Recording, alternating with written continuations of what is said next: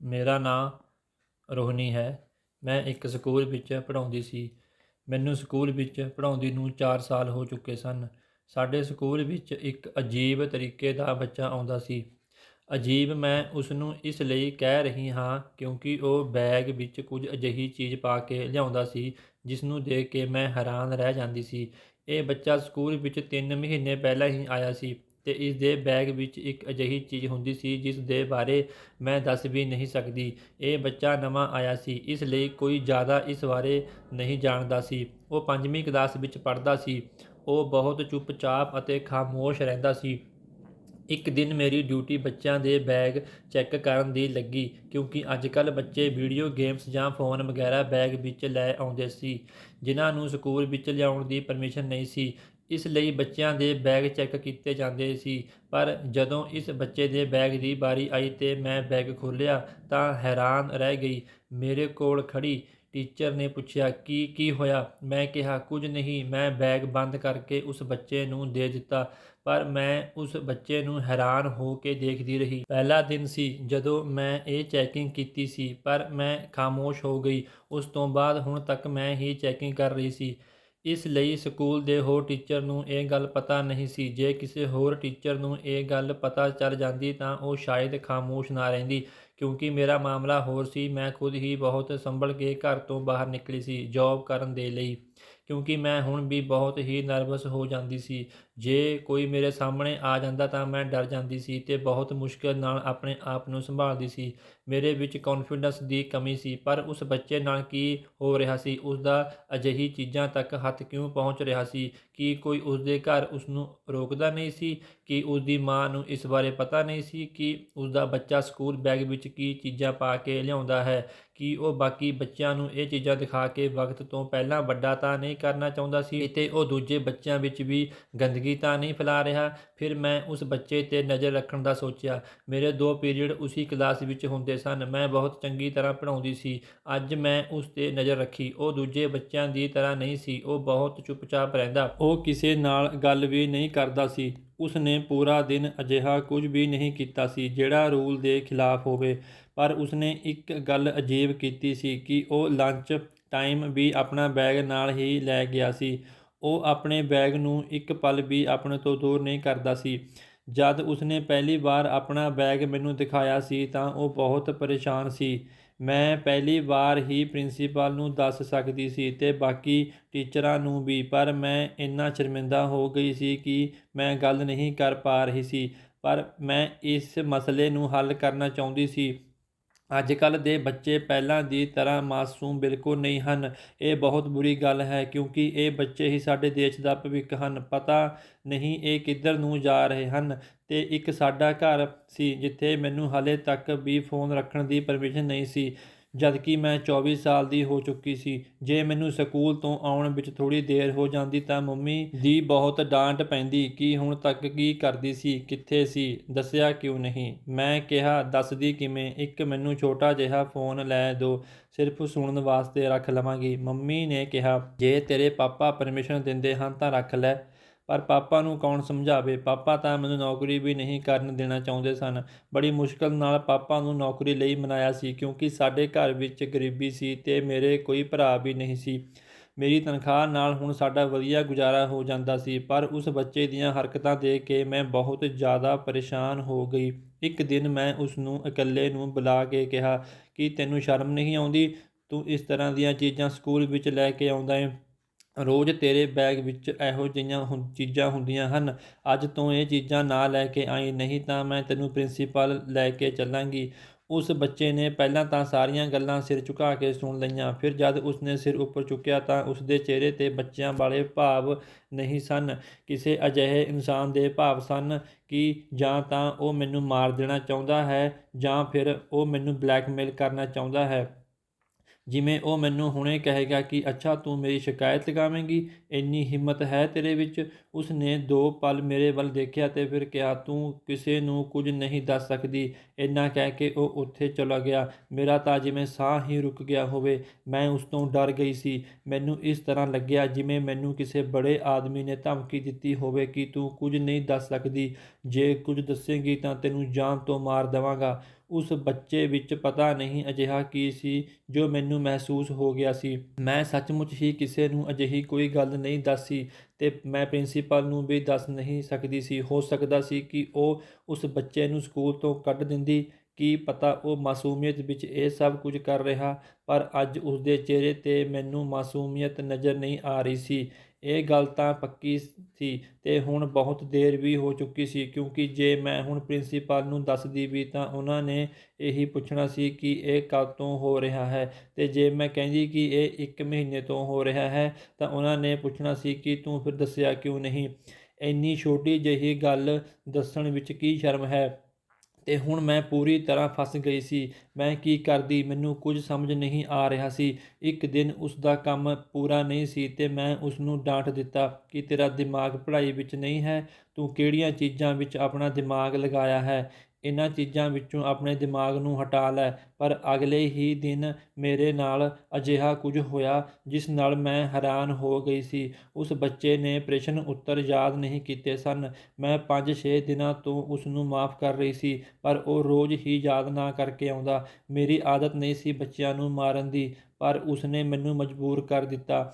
ਜਦ ਮੈਂ ਉਸਨੂੰ ਪੁੱਛਿਆ ਕਿ ਪ੍ਰਸ਼ਨ ਕਿਉਂ ਨਹੀਂ ਯਾਦ ਕੀਤਾ ਤਾਂ ਉਹ ਕਹਿੰਦਾ ਕਿ ਮੇਰੀ ਮਰਜ਼ੀ, ਮੈਂ ਨਹੀਂ ਯਾਦ ਕਰਾਂਗਾ। ਤਾਂ ਮੈਨੂੰ ਗੁੱਸਾ ਆ ਗਿਆ। ਮੈਂ ਉਸ ਬੱਚੇ ਨੂੰ ਹਲਕਾ ਜਿਹਾ ਥੱਪੜ ਲਗਾ ਦਿੱਤਾ, ਪਰ ਉਹ ਇਸ ਤਰ੍ਹਾਂ ਜ਼ਮੀਨ 'ਤੇ ਡਿੱਗਿਆ ਜਿਵੇਂ ਮੈਂ ਉਸਨੂੰ ਬਹੁਤ ਜ਼ੋਰ ਨਾਲ ਮਾਰਿਆ ਹੋਵੇ, ਜਦਕਿ ਮੈਂ ਬੱਚਿਆਂ ਨੂੰ ਨਹੀਂ ਮਾਰਦੀ ਸੀ। ਉਹ ਬੱਚਾ ਜ਼ਮੀਨ 'ਤੇ ਡਿੱਗ ਕੇ ਉੱਚੀ ਉੱਚੀ ਰੋਣ ਲੱਗਾ। ਉਸਦੀ ਆਵਾਜ਼ ਸੁਣ ਕੇ ਨਾਲ ਵਾਲੇ ਕਮਰੇ ਦੀ ਟੀਚਰ ਵੀ ਆ ਗਈ। ਉਸਨੇ ਦੇਖ ਕੇ ਕਿਹਾ ਕਿ ਇਹ ਤੂੰ ਕੀ ਕਰ ਦਿੱਤਾ, ਇਸਨੂੰ ਮਾਰਨ ਦੀ ਪਰਮਿਸ਼ਨ ਨਹੀਂ ਹੈ। ਮੈਂ ਵੀ ਘਬਰਾ ਗਈ ਸੀ, ਕਿਉਂਕਿ ਉਹ ਬੱਚਾ ਰੋ ਹੀ ਬਹੁਤ ਜ਼ਿਆਦਾ ਰਿਹਾ ਸੀ। ਰੋਂਦੇ ਰੋਂਦੇ ਉਸਨੇ ਆਪਣਾ ਸਾਹ ਵੀ ਰੋਕ ਲਿਆ ਸੀ। ਉਸਦੇ ਘਰਦਿਆਂ ਨੂੰ ਵੀ ਬੁਲਾ ਲਿਆ ਗਿਆ। ਥੋੜ੍ਹੀ ਦੇਰ ਬਾਅਦ ਉਸਦੇ ਘਰ ਵਾਲੇ, ਮੈਂ ਤੇ ਉਹ ਨਾਲ ਵਾਲੀ ਟੀਚਰ ਜੋ ਉਸਨੂੰ ਦੇਖਣ ਆਈ ਸੀ, ਤੇ ਉਹ ਬੱਚਾ ਪ੍ਰਿੰਸੀਪਲ ਦੇ ਰੂਮ ਵਿੱਚ ਖੜ੍ਹੇ ਸੀ। ਕੋਰਟ ਵਾਲਾ ਮਾਹੌਲ ਬਣ ਗਿਆ ਸੀ। ਸਭ ਮੈਨੂੰ ਇਸ ਤਰ੍ਹਾਂ ਦੇਖ ਰਹੇ ਸੀ ਜਿਵੇਂ ਮੈਂ ਕੋਈ ਬਹੁਤ ਵੱਡਾ ਗਲਤ ਕੰਮ ਕਰ ਦਿੱਤਾ ਹੋਵੇ। ਹੁਣ ਤਾਂ ਮੈਂ ਇਹ ਵੀ ਨਹੀਂ ਕਹਿ ਸਕਦੀ ਸੀ ਕਿ ਇਸ ਬੱਚੇ ਨੇ ਇਹ ਸਾਰਾ ਡਰਾਮਾ ਕ੍ਰੀਏਟ ਕੀਤਾ ਹੈ। ਇਹ ਜਾਣ ਬੁੱਝ ਕੇ ਪ੍ਰਸ਼ਨ ਯਾਦ ਕਰਕੇ ਨਹੀਂ ਆਉਂਦਾ ਸੀ।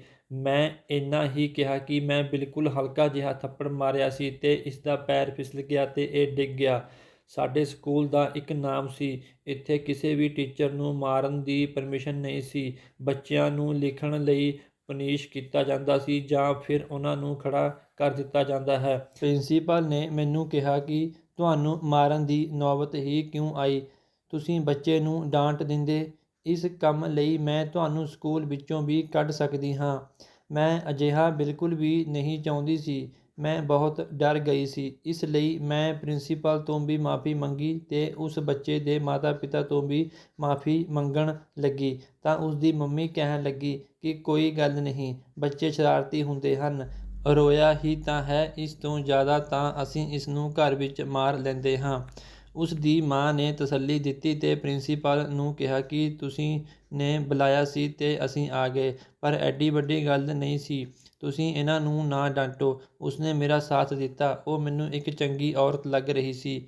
ਫਿਰ ਉਹ ਆਪਣੇ ਬੱਚੇ ਨੂੰ ਲੈ ਕੇ ਉੱਥੋਂ ਚਲੇ ਗਏ। ਪ੍ਰਿੰਸੀਪਲ ਨੇ ਕਿਹਾ ਕਿ ਉਹਨਾਂ ਲੋਕਾਂ ਨੇ ਕੋਈ ਐਕਸ਼ਨ ਨਹੀਂ ਲਿਆ, ਨਹੀਂ ਤਾਂ ਤੂੰ ਅੱਜ ਨੌਕਰੀ ਤੋਂ ਕੱਢੀ ਜਾਂਦੀ। ਅੱਜ ਤੋਂ ਬਾਅਦ ਕੋਈ ਅਜਿਹੀ ਹਰਕਤ ਨਾ ਕਰੀ। ਮੈਂ ਕਿਹਾ ਕਿ ਅੱਜ ਤੋਂ ਬਾਅਦ ਅਜਿਹੀ ਕੋਈ ਹਰਕਤ ਨਹੀਂ ਕਰਾਂਗੀ। ਮੈਂ ਇਹ ਸਭ ਆਪਣੀ ਸਹੇਲੀ ਨੂੰ ਦੱਸਿਆ ਤਾਂ ਉਹ ਹੈਰਾਨ ਰਹਿ ਗਈ। ਉਸਨੇ ਕਿਹਾ ਕਿ ਤੂੰ ਇਹ ਗੱਲ ਦੱਸੀ ਕਿਉਂ ਨਹੀਂ।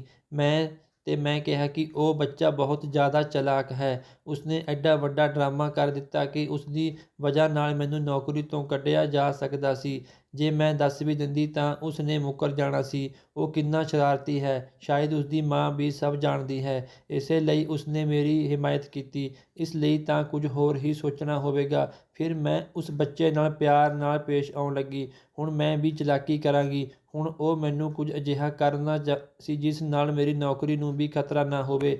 ਮੈਨੂੰ ਉਸ ਬੱਚੇ ਦੀ ਮਾਂ ਬਹੁਤ ਚੰਗੀ ਲੱਗੀ ਸੀ। ਸ਼ਾਇਦ ਉਹ ਆਪਣੇ ਬੱਚੇ ਬਾਰੇ ਬਹੁਤ ਕੁਝ ਜਾਣਦੀ ਸੀ। ਇਸ ਲਈ ਮੈਂ ਸੋਚਿਆ ਕਿ ਮੈਨੂੰ ਉਸਦੀ ਮਾਂ ਨਾਲ ਗੱਲ ਕਰਨੀ ਚਾਹੀਦੀ ਹੈ, ਪਰ ਮੇਰੇ ਕੋਲ ਉਸਦਾ ਨੰਬਰ ਨਹੀਂ ਸੀ। ਫਿਰ ਮੈਂ ਉਸ ਬੱਚੇ ਦੀ ਡਾਇਰੀ 'ਤੇ ਦੇਖਿਆ ਤਾਂ ਮੈਨੂੰ ਉਸਦੇ ਡਾਇਰੀ 'ਤੇ ਉਸਦੇ ਮੰਮੀ ਤੇ ਪਾਪਾ ਦੋਨਾਂ ਦਾ ਨੰਬਰ ਮਿਲ ਗਿਆ।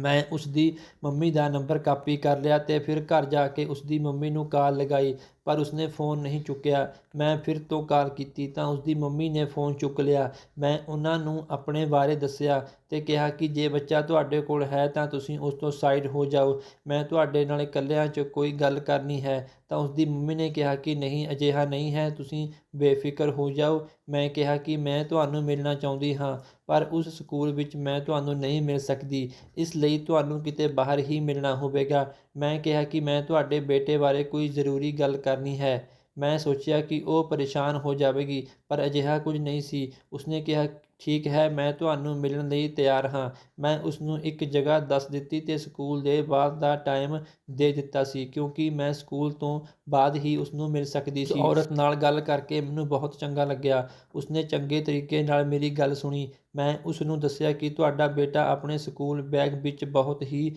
ਅਜੀਬੋ-ਗਰੀਬ ਚੀਜ਼ਾਂ ਲੈ ਕੇ ਆਉਂਦਾ ਹੈ। ਉਸਨੇ ਪੁੱਛਿਆ ਕਿ ਕੀ ਚੀਜ਼ਾਂ ਲੈ ਕੇ ਆਉਂਦਾ ਹੈ, ਤਾਂ ਮੈਂ ਉਸਨੂੰ ਕਿਹਾ ਕਿ ਉਹ ਤੁਹਾਡੀਆਂ ਪਰਸਨਲ ਚੀਜ਼ਾਂ ਲੈ ਕੇ ਆਉਂਦਾ ਹੈ। ਜਿਹੜੀ ਔਰਤ ਦੀ ਪਰਸਨਲ ਚੀਜ਼ ਹੁੰਦੀ ਹੈ ਉਹ ਰੋਜ਼ ਯੂਜ਼ ਕਰ ਸਕਦੀ ਹੈ। ਮੈਂ ਉਸਨੂੰ ਦੱਸਿਆ ਕਿ ਜਦ ਮੈਂ ਬੱਚੇ ਨਾਲ ਗੱਲ ਕੀਤੀ ਤਾਂ ਉਹ ਮੈਨੂੰ ਟੇਬਲ ਦਿਖਾਉਂਦਾ ਹੈ। ਮੈਂ ਉਸਨੂੰ ਇਹ ਵੀ ਦੱਸਿਆ ਕਿ ਉਸ ਦਿਨ ਕੀ ਹੋਇਆ ਸੀ। ਮੈਂ ਉਸਨੂੰ ਕਿਹਾ ਕਿ ਮੈਂ ਤੁਹਾਡੇ ਬੱਚੇ ਨੂੰ ਹੱਥ ਵੀ ਨਹੀਂ ਲਗਾਇਆ ਸੀ। ਉਸਨੂੰ ਥੱਪੜ ਕਿਹਾ ਵੀ ਨਹੀਂ ਜਾ ਸਕਦਾ, ਬਿਲਕੁਲ ਹਲਕਾ ਜਿਹਾ ਥੱਪੜ ਲਗਾਇਆ ਸੀ, ਤਾਂ ਕਿ ਉਸ ਨੂੰ ਬੇਇੱਜ਼ਤੀ ਮਹਿਸੂਸ ਹੋਵੇ ਅਤੇ ਉਹ ਕੁਝ ਚਰਨ ਯਾਦ ਕਰ ਆਵੇ।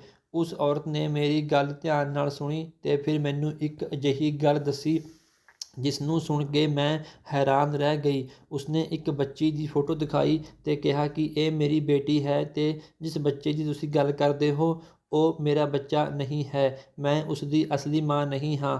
ਉਸਨੇ ਕਿਹਾ ਕਿ ਇਸ ਬੱਚੇ ਦੀ ਕੋਈ ਗਲਤੀ ਨਹੀਂ ਹੈ, ਉਹ ਜੋ ਵੀ ਹਰਕਤਾਂ ਕਰ ਰਿਹਾ ਹੈ ਉਹ ਆਪਣੇ ਹਿਸਾਬ ਨਾਲ ਠੀਕ ਹੀ ਕਰ ਰਿਹਾ ਹੈ। ਮੈਂ ਕਿਹਾ ਕਿ ਤੁਸੀਂ ਇਸ ਤਰ੍ਹਾਂ ਕਿਵੇਂ ਕਹਿ ਸਕਦੇ ਹੋ, ਇਹ ਤੁਸੀਂ ਕਿਹੋ ਜਿਹੀਆਂ ਗੱਲਾਂ ਕਰ ਰਹੇ ਹੋ। ਉਹ ਕਿਸੇ ਔਰਤ ਦੀਆਂ ਪਰਸਨਲ ਚੀਜ਼ਾਂ ਲੈ ਕੇ ਆਉਂਦਾ ਹੈ ਅਤੇ ਸਾਰਾ ਦਿਨ ਆਪਣੇ ਬੈਗ ਵਿੱਚ ਰੱਖਦਾ ਹੈ। ਜੇ ਅਸੀਂ ਤਲਾਸ਼ੀ ਨਾ ਲੈਂਦੇ ਤਾਂ ਸਾਨੂੰ ਵੀ ਪਤਾ ਨਹੀਂ ਚੱਲਦਾ, ਕਿਸੇ ਨੂੰ ਵੀ ਇਹ ਗੱਲ ਨਹੀਂ ਪਤਾ। ਜਦ ਮੈਂ ਉਸਨੂੰ ਇਸ ਬਾਰੇ ਡਾਂਟਿਆ ਤਾਂ ਉਹ ਮੈਨੂੰ ਇਸ ਤਰ੍ਹਾਂ ਦੇਖ ਰਿਹਾ ਸੀ ਜਿਵੇਂ ਉਹ ਮੈਨੂੰ ਕੋਈ ਨੁਕਸਾਨ ਪਹੁੰਚਾ ਦੇਵੇਗਾ। ਉਹ ਉਮਰ ਤੋਂ ਇੱਕ ਬੱਚਾ ਹੈ, ਪਰ ਉਸ ਦੀਆਂ ਹਰਕਤਾਂ ਆਪਣੀ ਉਮਰ ਤੋਂ ਜ਼ਿਆਦਾ ਵੱਡੀਆਂ ਹਨ। ਇਹ ਕੋਈ ਆਮ ਗੱਲ ਨਹੀਂ ਹੈ, ਤੁਸੀਂ ਇਸ ਨੂੰ ਨਾਰਮਲ ਕਿਵੇਂ ਕਹਿ ਸਕਦੇ ਹੋ। ਉਸ ਔਰਤ ਨੇ ਮੈਨੂੰ ਦੱਸਿਆ ਕਿ ਉਸ ਬੱਚੇ ਦਾ ਦਰਅਸਲ ਕੋਈ ਕਸੂਰ ਨਹੀਂ ਹੈ, ਉਹ ਬਹੁਤ ਛੋਟਾ ਸੀ ਜਦ ਉਸਦੀ ਮਾਂ ਉਸਨੂੰ ਛੱਡ ਕੇ ਚਲੇ ਗਈ।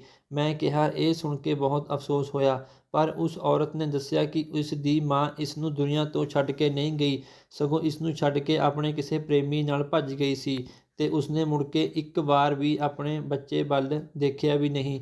ਉਦੋਂ ਇਹ ਬਹੁਤ ਛੋਟਾ ਸੀ। ਇਹ ਬੱਚਾ ਸਦਮੇ ਵਿੱਚ ਜੀ ਰਿਹਾ ਹੈ। ਇਸ ਬੱਚੇ ਨੇ ਆਪਣੀ ਮਾਂ ਦਾ ਇੱਕ ਜੋੜਾ ਜਵੈਲਰੀ ਅਤੇ ਇੱਕ ਕੰਨ ਦਾ ਇੱਕ ਝੁਮਕਾ ਆਪਣੇ ਬੈਗ ਵਿੱਚ ਰੱਖਿਆ ਹੋਇਆ ਹੈ। ਇਸ ਦੀ ਮਾਂ ਆਪਣੇ ਕਮਰੇ ਵਿੱਚ ਸਭ ਕੁਝ ਲੈ ਗਈ ਸੀ ਅਤੇ ਜੋ ਕੁਝ ਰਹਿ ਗਿਆ ਸੀ ਉਸਨੂੰ ਇਹ ਸਾਂਭ ਕੇ ਰੱਖਦਾ ਹੈ ਅਤੇ ਕਿਸੇ ਨੂੰ ਵੀ ਹੱਥ ਨਹੀਂ ਲਗਾਉਣ ਦਿੰਦਾ। ਅਤੇ ਇਸਦੇ ਪਾਪਾ ਨੂੰ ਵੀ ਇਹ ਗੱਲ ਪਤਾ ਹੈ। ਉਹ ਵੀ ਆਪਣੀ ਪਤਨੀ ਨੂੰ ਬਹੁਤ ਜ਼ਿਆਦਾ ਮੁਹੱਬਤ ਕਰਦੇ ਸੀ ਅਤੇ ਉਸਨੇ ਵੀ ਆਪਣੀ ਪਤਨੀ ਦੀਆਂ ਕੁਝ ਚੀਜ਼ਾਂ ਸਾਂਭ ਕੇ ਰੱਖੀਆਂ ਹਨ, ਇਸੇ ਲਈ ਇਹ ਬੱਚਾ ਬਦਤਮੀਜ਼ ਹੋ ਗਿਆ ਹੈ। ਦਰਅਸਲ ਮੇਰਾ ਵੀ ਇਸ ਦੇ ਪਾਪਾ ਨਾਲ ਦੂਜਾ ਵਿਆਹ ਹੋਇਆ ਸੀ। ਮੇਰਾ ਜਿੱਥੇ ਪਹਿਲਾਂ ਵਿਆਹ ਹੋਇਆ ਸੀ ਉਹ ਚੰਗੇ ਲੋਕ ਨਹੀਂ ਸੀ। ਮੇਰਾ ਪਹਿਲਾ ਪਤੀ ਵੀ ਮੈਨੂੰ ਮਾਰਦਾ ਕੁੱਟਦਾ ਸੀ, ਇਸੇ ਲਈ ਮੈਂ ਉਸਨੂੰ ਤਲਾਕ ਦੇ ਦਿੱਤਾ ਸੀ। ਮੇਰੀ ਬੇਟੀ ਵੀ ਮੇਰੇ ਪਹਿਲੇ ਪਤੀ ਤੋਂ ਹੈ। ਮੈਂ ਇਹੀ ਸੋਚ ਕੇ ਆਈ ਸੀ ਕਿ ਮੈਂ ਇਸ ਘਰ ਨੂੰ ਆਪਣਾ ਘਰ ਸਮਝਾਂਗੀ, ਪਰ ਇਸਨੇ ਮੈਨੂੰ ਕਦੀ ਆਪਣੀ ਮਾਂ ਨਹੀਂ ਸਮਝਿਆ ਤਾਂ ਨਾ ਹੀ ਇਹ ਮੈਨੂੰ ਮਾਂ ਕਹਿ ਕੇ ਬੁਲਾਉਂਦਾ ਹੈ। ਇਸਦੇ ਪਾਪਾ ਦਾ ਵੀ ਇਹੀ ਹਾਲ ਹੈ, ਉਹ ਵੀ ਆਪਣੀ ਪਤਨੀ ਦੀਆਂ ਚੀਜ਼ਾਂ ਨੂੰ ਗਲੇ ਨਾਲ ਲਗਾ ਕੇ ਰੱਖਦਾ ਹੈ, ਜਦਕਿ ਉਹ ਇਹਨਾਂ ਨੂੰ ਧੋਖਾ ਦੇ ਕੇ ਗਈ ਹੈ। ਕਦੇ-ਕਦੇ ਮੈਨੂੰ ਰਾਤ ਨੂੰ ਆਪਣੇ ਕਮਰੇ ਵਿੱਚੋਂ ਰੋਣ ਦੀ ਆਵਾਜ਼ ਆਉਂਦੀ ਹੈ। ਉਹ ਇਸਦੇ ਪਾਪਾ ਹੁੰਦੇ ਹਨ ਜਿਹੜੇ ਕਿ ਆਪਣੀ ਪਹਿਲੀ ਪਤਨੀ ਦੀ ਯਾਦਾਂ ਵਿੱਚ ਰੋ ਰਹੇ ਹੁੰਦੇ ਹਨ। ਉਸਨੇ ਇਹਨਾਂ ਦੋਨਾਂ ਨਾਲ ਧੋਖਾ ਕੀਤਾ, ਪਰ ਫਿਰ ਵੀ ਇਹ ਦੋਨੇ ਉਸਦੇ ਦੀਵਾਨੇ ਹਨ। ਜੇ ਉਹ ਇਹਨਾਂ ਨੂੰ ਇਸ ਦੁਨੀਆ ਤੋਂ ਛੱਡ ਕੇ ਚਲੇ ਜਾਂਦੀ ਤਾਂ ਸ਼ਾਇਦ ਇਹਨਾਂ ਲਈ ਇਹ ਸਦਮਾ ਇੰਨਾ ਭਾਰੀ ਨਾ ਹੁੰਦਾ। ਇਹ ਦੋਨੋਂ ਬਾਪ ਬੇਟੇ ਇੱਕੋ ਜਿਹੇ ਹਨ। ਮੈਂ ਇਹਨਾਂ ਨੂੰ ਬਹੁਤ ਸੰਭਾਲਦੀ ਹਾਂ, ਪਿਆਰ ਕਰਦੀ ਹਾਂ ਅਤੇ ਕੋਸ਼ਿਸ਼ ਕਰਦੀ ਹਾਂ ਕਿ ਸਭ ਕੁਝ ਠੀਕ ਹੋ ਜਾਵੇ, ਪਰ ਕੁਝ ਵੀ ਠੀਕ ਨਹੀਂ ਹੁੰਦਾ। ਮੈਂ ਤੇ ਕਹਾਂਗੀ ਕਿ ਉਹ ਔਰਤ ਹੀ ਬਦਕਿਸਮਤ ਸੀ ਜਿਹੜੀ ਕਿ ਇੰਨਾ ਪਿਆਰ ਕਰਨ ਵਾਲੇ ਪਤੀ ਨੂੰ ਅਤੇ ਆਪਣੇ ਪਿਆਰੇ ਬੱਚੇ ਨੂੰ ਛੱਡ ਕੇ ਚਲੀ ਗਈ। ਇੰਨਾ ਚੰਗਾ ਬੱਚਾ ਸੀ, ਪਰ ਹੁਣ ਇਹ ਚੰਗਾ ਬੱਚਾ ਨਹੀਂ ਰਿਹਾ, ਬਦਤਮੀਜ਼ੀ ਕਰਨ ਲੱਗ ਗਿਆ ਹੈ, ਉਲਟੇ ਸਿੱਧੇ ਜਵਾਬ ਦਿੰਦਾ ਹੈ। ਮਾਰ ਪਿੱਟ ਸਕਦਾ ਹੈ। ਪਿਛਲੇ ਸਕੂਲ ਵਿੱਚੋਂ ਵੀ ਇਸ ਨੂੰ ਇਸੇ ਲਈ ਕੱਢਿਆ ਗਿਆ ਸੀ ਕਿਉਂਕਿ ਇਸ ਨੇ ਇੱਕ ਬੱਚੇ ਨੂੰ ਮਾਰਿਆ ਸੀ। ਇਹ ਆਪਣੀ ਚੀਜ਼ਾਂ ਨੂੰ ਕਿਸੇ ਨੂੰ ਹੱਥ ਨਹੀਂ ਲਗਾਉਣ ਦਿੰਦਾ ਤੇ ਉਹਨਾਂ ਚੀਜ਼ਾਂ ਨੂੰ ਬੈਗ ਵਿੱਚ ਲਈ ਫਿਰਦਾ ਹੈ। ਮੈਂ ਆਪਣੇ ਪਤੀ ਨੂੰ ਵੀ ਕਿਹਾ ਕਿ ਇਸ ਨੂੰ ਦਿਮਾਗੀ ਡਾਕਟਰ ਨੂੰ ਦਿਖਾ ਲਓ, ਪਰ ਇਸ ਤੋਂ ਪਹਿਲਾਂ ਤਾਂ ਉਸੇ ਨੂੰ ਹੀ ਦਿਖਾਉਣ ਦੀ ਜ਼ਰੂਰਤ ਹੈ, ਜਿਹੜਾ ਕਿ ਆਪਣੀ ਵਿਆਹ ਦੀ ਰਿੰਗ ਨੂੰ ਵੀ ਵਾਰ-ਵਾਰ ਦੇਖਣ ਲੱਗ ਜਾਂਦਾ ਹੈ ਤੇ ਅਚਾਨਕ ਗੁੱਸਾ ਕਰਨ ਲੱਗ ਜਾਂਦਾ ਹੈ। ਇਸ ਲਈ ਮੈਂ ਆਪਣੀ ਬੱਚੀ ਨੂੰ ਵੀ ਉਸ ਕੋਲ ਨਹੀਂ ਛੱਡਦੀ। ਮੈਂ ਕਿਹਾ ਕਿ ਤੁਸੀਂ ਮੇਰੀ ਮਦਦ ਕਰੋ ਤਾਂ ਮੈਂ ਇਸ ਬੱਚੇ ਨੂੰ ਨੋਰਮਲ ਕਰ ਸਕਦੀ ਹਾਂ। ਉਸਨੇ ਕਿਹਾ ਕਿ ਅਜਿਹਾ ਨਹੀਂ ਹੋ ਸਕਦਾ ਕਿਉਂਕਿ ਮੈਂ ਬਹੁਤ ਕੋਸ਼ਿਸ਼ ਕਰ ਲਈ ਹੈ, ਇਹ ਨੋਰਮਲ ਨਹੀਂ ਹੁੰਦਾ। ਫਿਰ ਉਸ ਔਰਤ ਨੇ ਮੈਨੂੰ ਇਹ ਵੀ ਕਿਹਾ ਕਿ ਤੁਸੀਂ ਇਸ ਬਾਰੇ ਕਿਸੇ ਨੂੰ ਨਾ ਦੱਸਿਓ ਤੇ ਜੇ ਕਿਸੇ ਹੋਰ ਟੀਚਰ ਨੂੰ ਪਤਾ ਵੀ ਚੱਲ ਗਿਆ ਤਾਂ ਤੁਸੀਂ ਉਸ ਨੂੰ ਸਮਝਾ ਦਿਓ ਕਿਉਂਕਿ ਜੇ ਇਸ ਨੂੰ ਇਹਨਾਂ ਚੀਜ਼ਾਂ ਤੋਂ ਅਲੱਗ ਕੀਤਾ ਤਾਂ ਇਹ ਪਾਗਲ ਹੋ ਜਾਵੇਗਾ, ਇਹ ਕੁਝ ਵੀ ਨੁਕਸਾਨ ਪਹੁੰਚਾ ਸਕਦਾ ਹੈ। ਫਿਰ ਮੈਂ ਉਸ ਔਰਤ ਦਾ ਧੰਨਵਾਦ ਕੀਤਾ ਤੇ ਆਪਣੇ ਘਰ ਵਾਪਸ ਆ ਗਈ। ਘਰ ਆ ਕੇ ਮੈਂ ਸੋਚਣ ਲੱਗੀ ਕਿ ਲੋਕ ਕਿਵੇਂ ਆਪਣੀ ਖੁਸ਼ੀ ਦੇ ਲਈ ਆਪਣੇ ਬੱਚੇ ਦੀ ਜ਼ਿੰਦਗੀ ਤੇ ਦਿਮਾਗੀ ਹਾਲਤ ਬਰਬਾਦ ਕਰ ਦਿੰਦੇ ਹਨ। ਉਸ ਦੀ ਮਾਂ ਪਤਾ ਨਹੀਂ ਕਿੱਥੇ ਬੈਠੀ ਆਪਣੀ ਜ਼ਿੰਦਗੀ ਜੀ ਰਹੀ ਹੋਵੇਗੀ, ਪਰ ਉਸ ਦਾ 10 ਸਾਲ ਦੀ ਉਮਰ ਵਿੱਚ ਦਿਮਾਗੀ ਬਿਮਾਰੀਆਂ ਨਾਲ ਪੀੜਤ ਹੋ ਗਿਆ। ਉਸ ਨੂੰ ਕੋਈ ਪਰਵਾਹ ਨਹੀਂ, ਪਰ ਮੈਂ ਇਹ ਸੋਚ ਲਿਆ ਸੀ ਕਿ ਜ਼ਿੰਦਗੀ ਵਿੱਚ ਕੁਝ ਚੰਗਾ ਕਰਨ ਦਾ ਮੌਕਾ ਮਿਲ ਰਿਹਾ ਹੈ ਤਾਂ ਮੈਂ ਉਸ ਜ਼ਰੂਰ ਕਰਾਂਗੀ। ਫਿਰ ਮੈਂ ਉਸ ਨਾਲ ਦੋਸਤੀ ਕਰਨੀ ਚਾਹੀ, ਪਰ ਇਹ ਬਹੁਤ ਜ਼ਿਆਦਾ ਮੁਸ਼ਕਲ ਸੀ ਕਿਉਂਕਿ ਉਹ ਕਿਸੇ ਨਾਲ ਗੱਲ ਵੀ ਨਹੀਂ ਕਰਦਾ ਸੀ। ਮੇਰੇ ਨਾਲ ਤਾਂ ਪਹਿਲਾਂ ਹੀ ਉਸਨੇ ਬਦਤਮੀਜ਼ੀ ਕੀਤੀ ਸੀ। ਮੈਂ ਕਿਹਾ ਕਿ ਇਹ ਚੀਜ਼ਾਂ ਕਿਸ ਲਈ ਰੱਖੀਆਂ ਹਨ, ਕੁਝ ਤਾਂ ਦੱਸ ਦੇ, ਪਰ ਉਹ ਕੁਝ ਨਾ ਬੋਲਿਆ। ਫਿਰ ਇੱਕ ਦਿਨ ਕਿਸੇ ਹੋਰ ਟੀਚਰ ਨੇ ਉਸਦੇ ਬੈਗ ਦੀ ਤਲਾਸ਼ੀ ਲੈਣੀ ਚਾਹੀ ਤਾਂ ਉਹ ਮੇਰੇ ਵੱਲ ਦੇਖਣ ਲੱਗਾ ਜਿਵੇਂ ਕਹਿ ਰਿਹਾ ਹੋਵੇ ਕਿ ਮੈਨੂੰ ਬਚਾ ਲਵੋ। ਫਿਰ ਮੈਂ ਉਸ ਟੀਚਰ ਨੂੰ ਗੱਲਾਂ ਵਿੱਚ ਲਗਾ ਕੇ ਉਸਦਾ ਬੈਗ ਖੁਦ ਚੈੱਕ ਕਰ ਲਿਆ ਤੇ ਕਿਹਾ ਕਿ ਇਸ ਵਿੱਚ ਕੁਝ ਨਹੀਂ ਹੈ। ਉਸ ਦਿਨ ਉਸ ਬੱਚੇ ਨੇ ਮੈਨੂੰ ਥੋੜ੍ਹਾ ਜਿਹਾ ਯਕੀਨ ਹੋ ਗਿਆ। ਉਸ ਤੋਂ ਬਾਅਦ ਉਸਨੇ ਮੇਰੇ ਨਾਲ ਦੋਸਤੀ ਕਰ ਲਈ ਤੇ ਹੌਲੀ-ਹੌਲੀ ਉਹ ਮੇਰੇ ਨਾਲ ਗੱਲਾਂ ਕਰਨ ਲੱਗਾ। ਫਿਰ ਉਸਨੇ ਹੌਲੀ-ਹੌਲੀ ਮੈਨੂੰ ਆਪਣੀ ਮਾਂ ਦੇ ਬਾਰੇ ਦੱਸਣਾ ਸ਼ੁਰੂ ਕਰ ਦਿੱਤਾ ਕਿ ਇਹ ਸਾਰੀਆਂ ਚੀਜ਼ਾਂ ਮੇਰੀ ਮਾਂ ਦੀਆਂ ਹਨ, ਮੈਂ ਇਹਨਾਂ ਨੂੰ ਬਹੁਤ ਪਿਆਰ ਕਰਦਾ ਹਾਂ। ਮੈਂ ਉਸਨੂੰ ਸਮਝਾਇਆ ਕਿ ਕਦੇ-ਕਦੇ ਸਾਡੇ ਮੰਮੀ ਪਾਪਾ ਸਾਨੂੰ ਛੱਡ ਕੇ ਚਲੇ ਜਾਂਦੇ ਹਨ, ਪਰ ਸਾਨੂੰ ਆਪਣੀ ਜ਼ਿੰਦਗੀ ਗੁਜ਼ਾਰਨੀ ਪੈਂਦੀ ਹੈ। ਹੁਣ ਉਹ ਮੇਰੇ ਨਾਲ ਚੰਗੇ ਤਰੀਕੇ ਨਾਲ ਗੱਲ ਕਰਦਾ ਸੀ। ਜੇ ਉਸਨੂੰ ਕੋਈ ਕੁਐਸਚਨ ਨਹੀਂ ਆਉਂਦੇ ਸੀ ਤਾਂ ਮੈਂ ਉਸਦੀ ਮਦਦ ਕਰ ਦਿਆ ਕਰਦੀ ਸੀ। ਮੈਨੂੰ ਹੈਰਾਨੀ ਹੋਈ ਕਿ ਉਹ ਸੱਚਮੁੱਚ ਹੀ ਇੱਕ ਚੰਗਾ ਬੱਚਾ ਸੀ। ਉਹ ਡਿਪਰੈਸ਼ਨ ਵਿੱਚ ਗਿਆ ਹੋਇਆ ਸੀ। ਹੌਲੀ-ਹੌਲੀ ਉਹ ਡਿਪਰੈਸ਼ਨ ਤੋਂ ਬਾਹਰ ਆਉਣ ਲੱਗਾ। ਹੌਲੀ-ਹੌਲੀ ਉਹ ਇੱਕ ਚੰਗਾ ਬੱਚਾ ਬਣ ਗਿਆ ਸੀ। ਸਭ ਨਾਲ ਪਿਆਰ ਨਾਲ ਗੱਲ ਕਰਦਾ ਤੇ ਸਭ ਦੀ ਇੱਜ਼ਤ ਕਰਨ ਲੱਗ ਗਿਆ ਸੀ। ਮੈਂ ਉਸਨੂੰ ਕਿਹਾ ਕਿ ਤੇਰੀ ਮੰਮੀ ਇਸ ਦੁਨੀਆ ਵਿੱਚ ਹੈ ਤੇ ਉਹ ਕਿਸੇ ਦਿਨ ਤੈਨੂੰ ਮਿਲਣ ਆਵੇਗੀ, ਤੂੰ ਉਹਨਾਂ ਨੂੰ ਮਾਫ਼ ਕਰ ਦੇ ਕਿਉਂਕਿ ਸਾਨੂੰ ਸਭ ਨੂੰ ਮਾਫ਼ ਕਰ ਦੇਣਾ ਚਾਹੀਦਾ ਹੈ। ਤਾਂ ਉਹਨਾਂ ਦੀਆਂ ਚੀਜ਼ਾਂ ਨੂੰ ਦਿਲ ਨਾਲ ਲਗਾ ਕੇ ਨਾ ਰੱਖ, ਉਹਨਾਂ ਨੂੰ ਸਾਂਭ ਕੇ ਰੱਖ ਦੇ। ਉਸਨੇ ਮੇਰੀ ਗੱਲ ਮੰਨ ਲਈ ਤੇ ਅਜਿਹਾ ਹੀ ਕੀਤਾ। ਫਿਰ ਮੈਂ ਉਸਦੀ ਮਾਂ ਨਾਲ ਵੀ ਗੱਲ ਕੀਤੀ ਤੇ ਉਹਨਾਂ ਨੂੰ ਵੀ ਕਿਹਾ ਕਿ ਤੁਸੀਂ ਵੀ ਆਪਣੇ ਪਤੀ ਨੂੰ ਟਾਈਮ ਦਿਓ, ਉਹਨਾਂ ਦੀ ਸੰਭਾਲ ਕਰੋ ਤੇ ਉਸ ਨੂੰ ਆਪਣੀ ਪਹਿਲੀ ਪਤਨੀ ਦੇ ਖਿਆਲਾਂ 'ਚੋਂ ਬਾਹਰ ਕੱਢੋ। ਉਸਨੇ ਵੀ ਮੇਰੀ ਗੱਲ ਮੰਨ ਲਈ ਤੇ ਆਪਣੇ ਘਰ ਦਾ ਮਾਹੌਲ ਠੀਕ ਕਰਨ ਦੀ ਕੋਸ਼ਿਸ਼ ਕੀਤੀ। ਇਸੇ ਤਰ੍ਹਾਂ ਸਾਡੀ ਗੱਲ ਹੁੰਦੀ ਰਹਿੰਦੀ ਤੇ ਸਾਡੀ ਦੋਸਤੀ ਹੋ ਗਈ।